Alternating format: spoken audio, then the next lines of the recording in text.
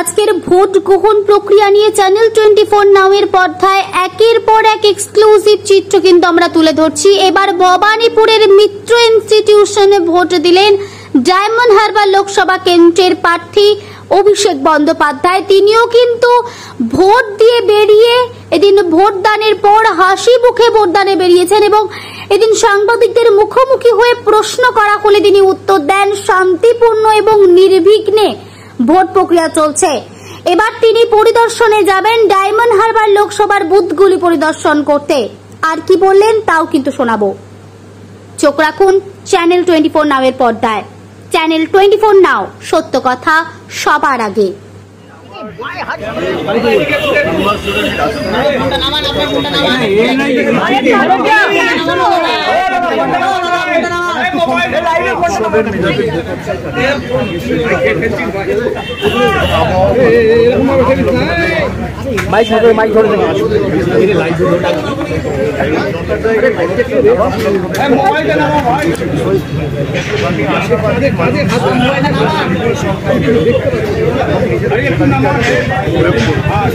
বিগত 5 বছর ধরে যেভাবে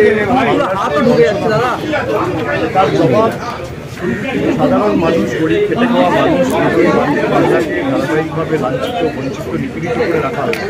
মাইকটা ধরে দাও না আমার প্লিজ, টাইমটাও একটু নামাও নিচে। মানুষের এই ক্যামেরাটা দিন না, মানুষের যে কেন্দ্র সরকারের বিরুদ্ধে যে রাত,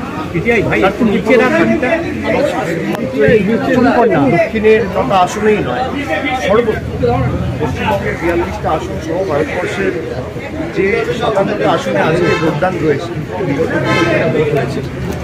আপনি দেখবেন যে যারা একমুখ আশা আকাঙ্ক্ষা নিয়ে কেন্দ্র সরকারকে 5 বছর আগে 10 বছর আগে নির্বাচিত করেছে, তাদের মোহভঙ্গ এবং এই যে মূল্যবৃদ্ধি আকাশ ছোঁয়ার, দৈনন্দিন জীবনের নিত্য প্রয়োজনীয় জিনিসের যে ধারাবাহিক ক্রমবর্ধমান মূল্যবৃদ্ধি, এর বিরুদ্ধে মানুষ হয়ে থাকে।